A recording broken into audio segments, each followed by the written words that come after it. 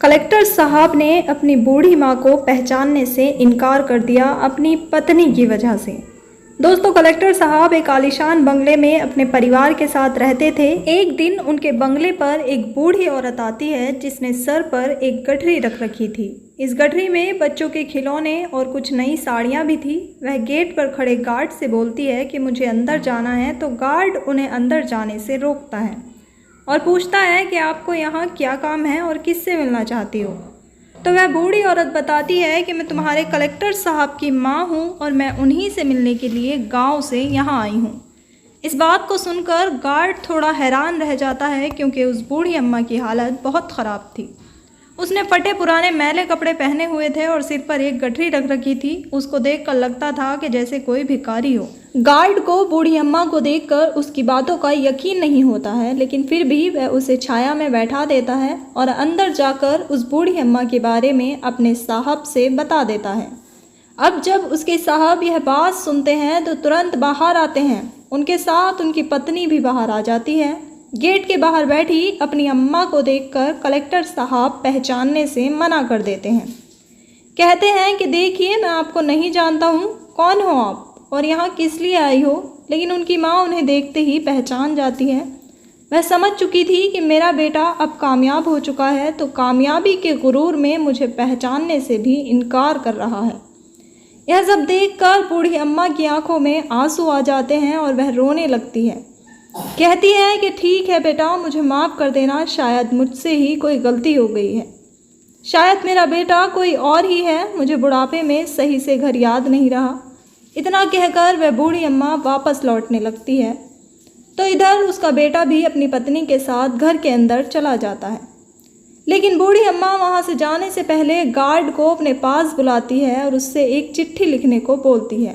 Guard अम्मा के कहने पर चिट्ठी को लिख देता है। फिर वह बूढ़ी अम्मा कहती है कि यह चिट्ठी अपने साहब को ही दे देना, अब मैं यहाँ से जा रही हूँ। आखिर बूढ़ी अम्मा ने क्या लिखवाया था उस चिट्ठी के अंदर और क्यों उनके बेटे ने उन्हें पहचानने से इनकार कर दिया था, आइए जानते हैं पूरी कहानी की सच्चाई इस वीडियो में। लेकिन वीडियो में आगे बढ़ने से पहले बस आप सभी से एक ही निवेदन है कि आप इस वीडियो को लाइक कर दीजिए और चैनल को भी सब्सक्राइब कर लीजिए। अब चलते हैं कहानी के शुरुआत में। दोस्तों, यह कहानी बिहार की है।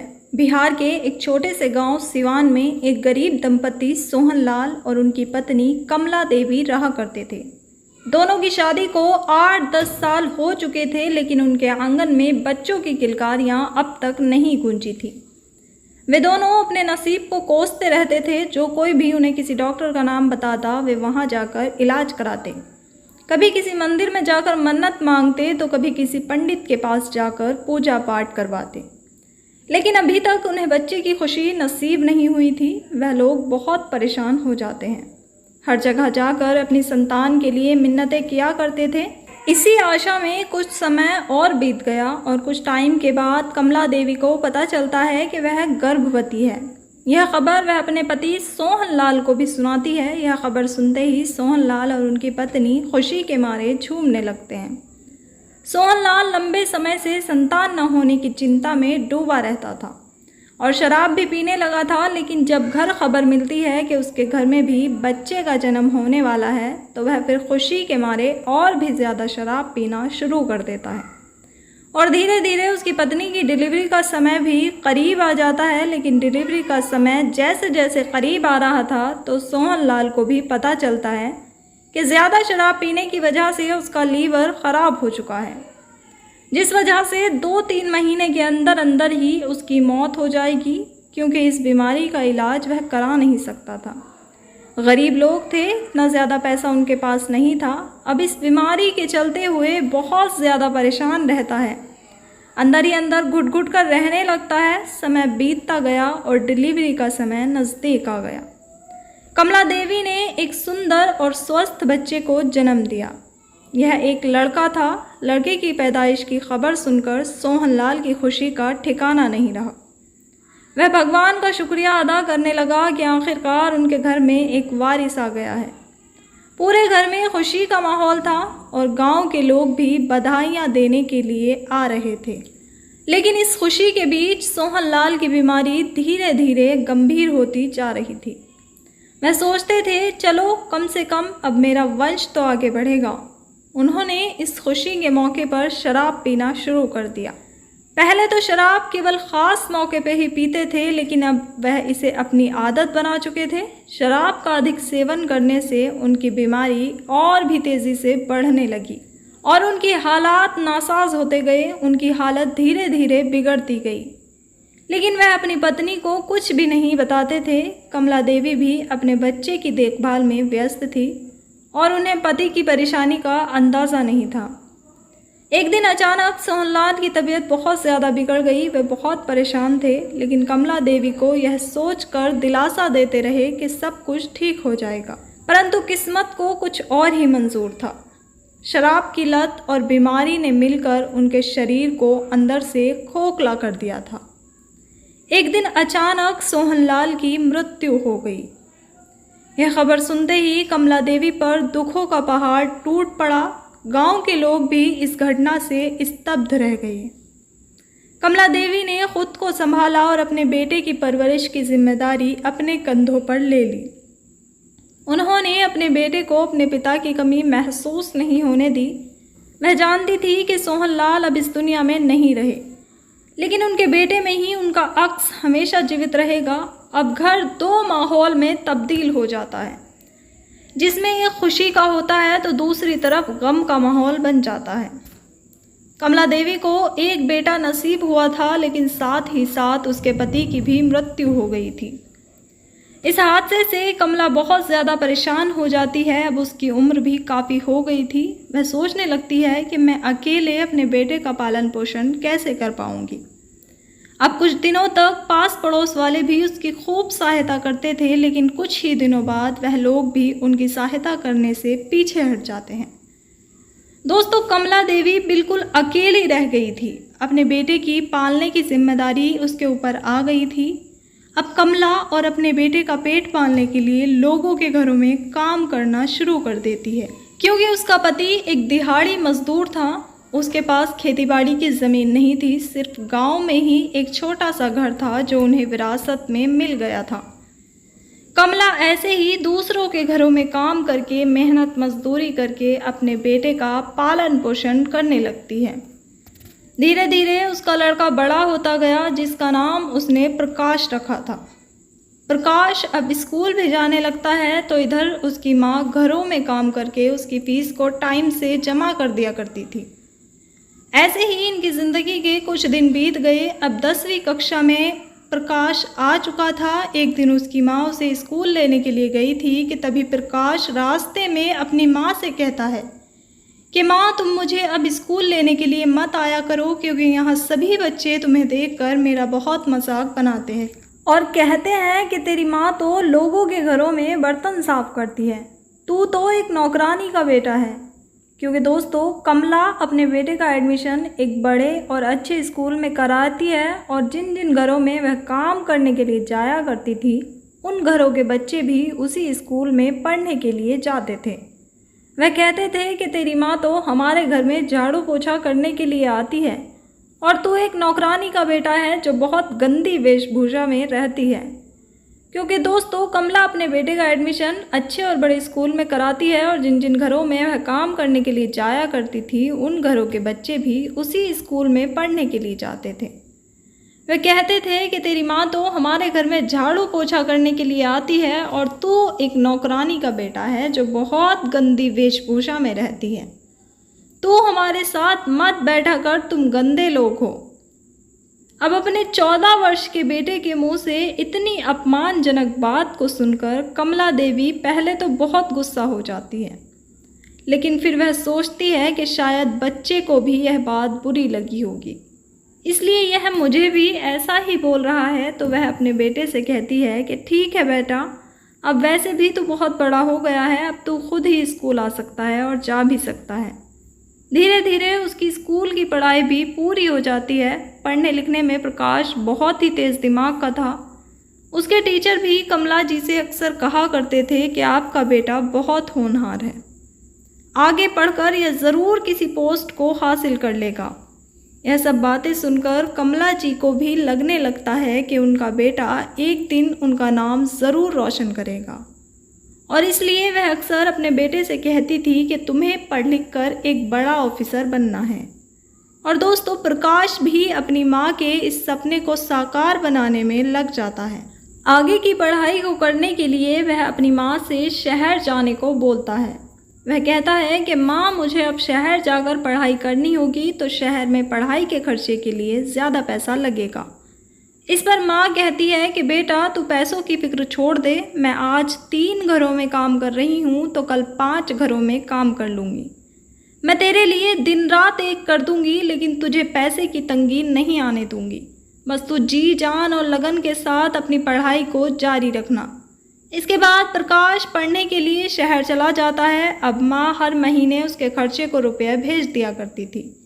धीरे धीरे उसकी ग्रेजुएशन भी कंप्लीट हो जाती है। ग्रेजुएशन कंप्लीट होने के बाद वह कोचिंग भी स्टार्ट कर देता है सरकारी नौकरी पाने के लिए, क्योंकि प्रकाश बचपन से ही अपने घर की तंगी हाली स्थिति को देखते हुए बड़ा हुआ था, तो वह बहुत ही मेहनत और लगन के साथ पढ़ाई पर फोकस करता है। भगवान की कृपा से एक दिन उसकी मेहनत रंग ले आती है और वह एक जिला कलेक्टर बन जाता है। कलेक्टर बनते ही वह सबसे पहले यह खुशखबरी अपनी माँ को सुनाता है और इस खबर को सुनने के बाद उसकी माँ कमला बहुत ही खुश हो जाती है।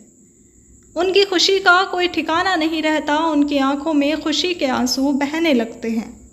पूरे मोहल्ले में वह ढिंढोरा पीट देती है कि मेरा बेटा जिला कलेक्टर बन गया है, मेरा बेटा कलेक्टर बाबू बन गया है। लेकिन किसी भी व्यक्ति को उसकी बात का यकीन नहीं आता। वह सोचने लगते हैं कि यह बुढ़िया बुढ़ापे में पागल हो गई है और इसी कारण अनाप शनाप बातें बोल रही है। इसका बेटा तो 2-3 सालों से इसे छोड़कर शहर भाग गया था और कहाँ यह काम वाली इसका बेटा भी भला कलेक्टर बन सकता है।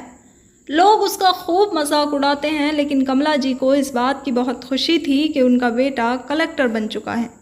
अब कुछ समय बाद प्रकाश अपनी ट्रेनिंग पर जाता है, तो ट्रेनिंग के दौरान ही उसे एक लड़की से प्यार हो जाता है और वह अपनी माँ को बिना बताए उस लड़की से शादी भी कर लेता है।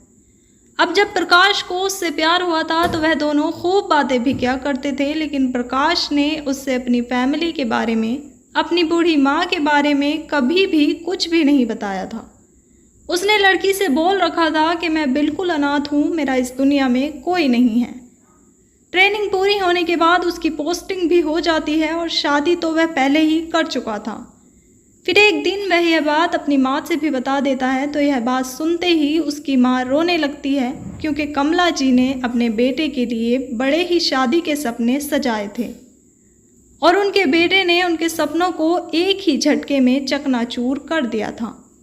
इसके बाद वह काफ़ी सारी बातें करते हैं। प्रकाश अपनी माँ से बताता है कि माँ, मैं यहीं शहर में नौकरी कर रहा हूँ, मुझे रहने के लिए एक बड़ा आलीशान सरकारी बंगला भी मिला हुआ है, मैं अपनी पत्नी के साथ यहीं हंसी खुशी रहता हूँ। वह अपनी माँ को अपना एड्रेस भी बता देता है, तो उसकी माँ कहती है कि बेटा, तू मुझे यहाँ से लेने के लिए कब आएगा? कम से कम मुझसे मिलने के लिए तो आ ही जाओ। मेरी बहू से मुझे कब मिलवाएगा? बहू को तो एक बार मुझे दिखा ही दे। लेकिन प्रकाश सभी बातों को घुमा फिरा कर टाल देता था। बोलता था कि माँ, समय आने पर मैं आपको घर ले आऊँगा और तुम्हारी बहू से भी मुलाकात कराऊँगा।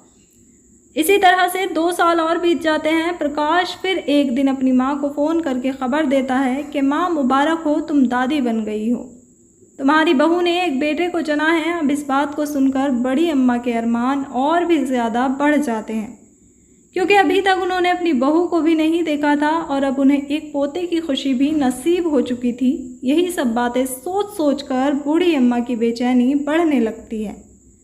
वह बहुत ज़्यादा परेशान हो जाती है। वह फिर एक बार अपने बेटे से पूछती है कि बेटा, तू मुझे लेने कब आएगा? यहाँ सभी लोग मेरा मजाक बनाते हैं, कहते हैं कि बुढ़िया बुढ़ापे में सठिया गई है और पागल हो गई है, जो खामखा सभी से कहती रहती है कि मेरा बेटा कलेक्टर बन गया है। अगर वह इतना ही बड़ा कलेक्टर होता तो इसको ना जाने कब का यहाँ से अपने साथ ले गया होता। लेकिन इस पागल को कौन समझाए। लेकिन प्रकाश फिर से बात को टाल देता है, कहता है कि समय आने पर मैं सबके मुंह को अपने आप बंद करा दूंगा। अब दोस्तों, वह दादी बन चुकी थी और दादी बनने की खुशी उसे बहुत ज़्यादा हो रही थी। तो कमला जी के पास कुछ पैसे इकट्ठे थे। वो उन पैसों को लेकर खुद ही अपने बेटे से मिलने के लिए निकल पड़ती है। जो एड्रेस उसके बेटे ने बताया था वह उसे याद था। पहले तो वह मार्केट से अपनी बहू को देने के लिए साड़ी खरीदती है और पोते के लिए खिलौने खरीदती है, साथ में कुछ मिठाइयाँ भी ले लेती है। सभी सामान की एक गठरी बनाकर अपने सिर पर रख लेती है। उसके बाद ट्रेन पकड़कर उसी शहर में पहुंच जाती है जो शहर उसके बेटे ने बता रखा था। अब दोस्तों उसे अपने बेटे के घर को ढूंढने में बहुत परेशानियों का सामना करना पड़ता है, लेकिन उसे अपने बेटे का नाम पता था और वह कलेक्टर भी था। इसीलिए वह रिक्शे वाले से कहती है कि मुझे प्रकाश कलेक्टर बाबू के घर जाना है, मुझे कलेक्टर बाबू के घर ले चलो। वह रिक्शे वाले को एरिया बताती है और कहती है कि मैं कलेक्टर बाबू की माँ हूँ। पहले तो रिक्शा वाला भी उसकी बात का विश्वास नहीं करता, क्योंकि बुढ़िया बहुत ही गरीब थी और एक कलेक्टर की माँ भला ऐसी हालत में हो सकती है। लेकिन वह फिर भी कलेक्टर बाबू के घर उन्हें छोड़ देता है और कहता है कि अम्मा अब उतर जाइए, यह उन्हीं कलेक्टर का घर है जिनका आप नाम बता रही हैं, जिनसे आप मिलना चाहती हैं। उनका नाम भी यहाँ बाहर दीवार प्लेट पर लिखा हुआ है। अब कमला जी जैसे ही गेट के अंदर घुसने की कोशिश करती है तो बाहर खड़ा गार्ड उन्हें रोक लेता है। बोलता है कि अम्मा अंदर कहाँ घुसी चली आ रही हो, आपको यहाँ किससे मिलना है। तो बूढ़ी अम्मा कहती है कि मुझे तुम्हारे साहब से मिलना है, मैं उनकी माँ हूँ, तुम उनसे जाकर कहो कि उनकी माँ उनसे मिलने के लिए आई है।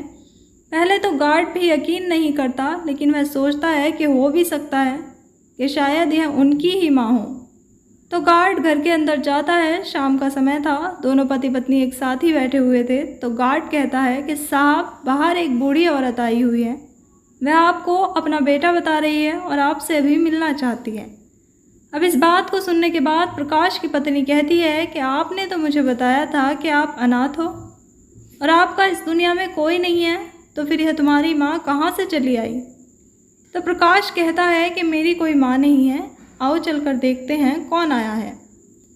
अब दोनों पति पत्नी बाहर जाते हैं तो प्रकाश की पत्नी वहीं खड़ी हुई थी। कमला जी अपने बेटे को देखते ही खुश हो जाती है, कहती है कि बेटा मैं तुम्हारी माँ, तुमसे मिलने का सब्र नहीं हो सका, इसलिए मैं खुद ही मिलने के लिए आ गई।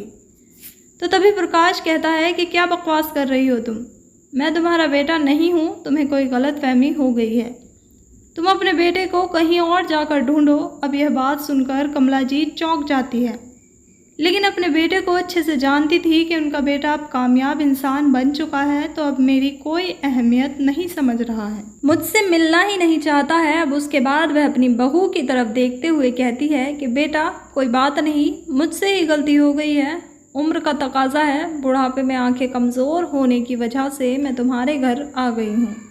अब प्रकाश अपनी पत्नी को लेकर अपने घर के अंदर चला जाता है। इधर बूढ़ी अम्मा गार्ड को अपने पास बुलाती है और उससे कहती है कि बेटा क्या तुम मेरे लिए एक चिट्ठी लिख सकते हो। तो गार्ड कहता है ठीक है अम्मा मैं लिख दूंगा, बताइए क्या लिखूँ चिट्ठी में। तो बूढ़ी अम्मा उससे एक चिट्ठी लिखवाती है और कहती है कि जब मेरा बेटा बाहर आए तो उन्हें चुपके से यह चिट्ठी दे देना, और अगर मेरे बारे में कुछ पूछेगा तो बोल देना कि माँ जहाँ से आई थी वहीं चली गई है। अब गार्ड चिट्ठी को लेकर अपने पास रख लेता है, लेकिन गार्ड भी अंदर अंदर बहुत परेशान और हैरान रह जाता है कि आखिर इस महिला ने चिट्ठी में ऐसी ऐसी बातें क्यों लिखवाई है, क्योंकि उसने बूढ़ी अम्मा से जो बातें उस चिट्ठी में लिखवाई थी तो उन्हें लिखने के बाद गार्ड भी बहुत हैरान परेशान रह जाता है। तभी कुछ देर बाद कलेक्टर बाबू बाहर आते हैं और गार्ड से पूछते हैं कि मेरी माँ कहाँ चली गई है। तो गार्ड उन्हें चिट्ठी देते हुए कहता है कि आपकी माँ वहीं चली गई है जहाँ से वह आई थी और आपके लिए यह चिट्ठी देकर गई है। अब प्रकाश उस चिट्ठी को अपनी जेब में रख लेता है और घर के अंदर चला जाता है। वह घर में किसी काम में व्यस्त हो जाता है और चिट्ठी को पढ़ना भूल जाता है। रात में उन कपड़ों को भी चेंज करने नाइट ड्रेस पहन लेता है। अब प्रकाश की पत्नी उन कपड़ों को उठाकर रख रही होती है कि तभी वो चिट्ठी जेब से निकलकर नीचे गिर जाती है। प्रकाश के सामने ही वह चिट्ठी नीचे गिरती है तो प्रकाश को भी याद आता है कि यह तो माँ की चिट्ठी है जो मैं पढ़ना ही भूल गया हूँ। चिट्ठी को देखकर उसके चेहरे का रंग फीका पड़ जाता है। प्रकाश की पत्नी चिट्ठी को उठाकर पढ़ने लगती है। चिट्ठी पढ़ने के बाद प्रकाश की पत्नी की आंखों में आंसू आ जाते हैं। इसके बाद वह अपने पति की तरफ देखते हुए कहती है कि आखिर तुम इतने पढ़े लिखे इंसान हो, इतनी घटिया हरकत अपनी माँ के साथ कैसे कर सकते हो। एक वो माँ जिसने तुम्हें अपनी कठिनाइयों के बीच इतना पढ़ा लिखा कर इस काबिल बनाया है, और आज तुमने इस सब का सिला यह दिया कि उन्हें पहचानने से ही इनकार कर दिया।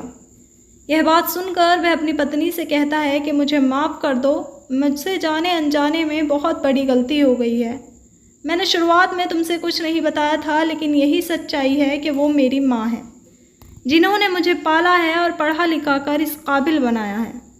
लेकिन जब आज यह मेरे सामने अचानक से आ गई तो मैं घबरा गया था कि कहीं मेरा भेद ना खुल जाए, इसलिए मैंने उन्हें पहचानने से इनकार कर दिया था। इसके बाद उसकी पत्नी उसे बहुत समझाती बुझाती है कि यह गलत बात है, तुमने उनके साथ अच्छा नहीं किया, उन्होंने तुम्हें बचपन से पाला है। पत्नी के समझाने पर प्रकाश बहुत ही भावुक हो जाता है और उसकी आंखों में आंसू आ जाता है। फिर वो सोचने लगता है कि मैंने जो कुछ भी आज तक अपनी माँ के साथ भेदभाव किया है वह बहुत गलत किया है। वह फैसला करता है कि सुबह सवेरा अपनी पत्नी और बेटे को लेकर गांव जाएगा, अपनी माँ से माफ़ी मांगकर उन्हें भी अपने साथ घर लेकर आएगा। दोस्तों, आप भी सोच रहे होंगे कि आखिर बूढ़ी अम्मा ने उस चिट्ठी में ऐसा क्या लिखवाया था। तो दोस्तों, उस चिट्ठी में बूढ़ी अम्मा ने लिखवाया था कि बेटा, मैंने तुझे पाल पोस कर इसलिए बड़ा नहीं किया था कि एक दिन तू मुझे भूल ही जाएगा और पहचानने से भी इनकार करेगा। लेकिन मैं समझ चुकी हूँ कि तुम अब बहुत बड़े इंसान बन चुके हो, अब तुम्हें मेरी कोई ज़रूरत नहीं है। तुम्हारा अपना एक परिवार है, तो मैं दुआ करती हूँ कि तुम हमेशा खुश रहो और दुआ करती हूँ कि आगे चलकर तुम्हारा बेटा तुम्हें पहचानने से इनकार ना करे। यह सब बातें उस चिट्ठी में लिखी हुई थी। अब अगले दिन दोनों पति पत्नी अपने छोटे से बच्चे को लेकर उसी गांव में पहुंचते हैं जहां उनकी मां रहती थी। उसके बाद प्रकाश अपनी मां के कदमों में गिर जाता है, उनसे हाथ जोड़कर माफ़ी मांगता है और उसकी पत्नी भी अपनी सास का आशीर्वाद लेते हुए उनसे माफ़ी मांगती है अपने पति की नादानी को लेकर और कहती है कि माँ, यह जो कुछ भी हुआ है यह सब मेरी वजह से हुआ है, क्योंकि इन्होंने मुझसे पहले ही बोल दिया था कि इनका इस दुनिया में कोई नहीं है। और जब आज आप अचानक से इनके सामने आई तो इन्हें कुछ समझ नहीं आया, इसलिए इन्होंने उल्टा सीधा बोल दिया था। लेकिन पूरी रात ये यही सब बातें सोच सोच कर रोते रहे। इन्हें अपने किए पर बहुत पछतावा है, आप इन्हें माफ़ कर दीजिए। इसके बाद माँ की ममता जाग जाती है, वह अपने बेटे को गले से लगा लेती है और अपने पोते को गोद में उठा लेती है और इसके बाद पूरे मोहल्ले में कहती है कि देखो, आज मेरा बेटा वापस मुझे लेने के लिए आ गया है, जो कि कलेक्टर भी बन गया है। अब यह सब देखकर सभी मोहल्ले वाले चौंक जाते हैं और सोचने लगते हैं कि यह बुढ़िया सच ही कहा करती थी कि इसका बेटा तो एक ज़िला कलेक्टर है। अब इसके बाद कलेक्टर साहब अपनी माँ को अपने साथ लेकर शहर आ जाते हैं और अपने घर में ही उन्हें बहुत प्यार के साथ रखते हैं, उनकी देखभाल करते हैं। उनकी पत्नी भी कमला जी के साथ बहुत अच्छा व्यवहार रखती है और कमला जी पूरे दिन अपने पोते के साथ खेलते हुए खुश रहा करती थी। तो दोस्तों, यह थी आज की कहानी, जिसमें कलेक्टर साहब ने अपनी माँ को ही पहचानने से इनकार कर दिया था, जबकि माँ ने उन्हें बहुत कड़ी मेहनत से पाला था। यह सब दिन देखने के लिए उन्होंने इतनी कठिनाइयाँ नहीं झेली थी। तो आप क्या कहना चाहोगे कलेक्टर साहब के बारे में, उनकी माँ के बारे में आपकी क्या राय है और उनकी पत्नी के बारे में आप क्या विचार रखते हैं, हमें कमेंट करके ज़रूर बताइए। अगर आपको कहानी ज़रा भी पसंद आई हो तो इस वीडियो को लाइक करें और हमारे YouTube चैनल को सब्सक्राइब करें।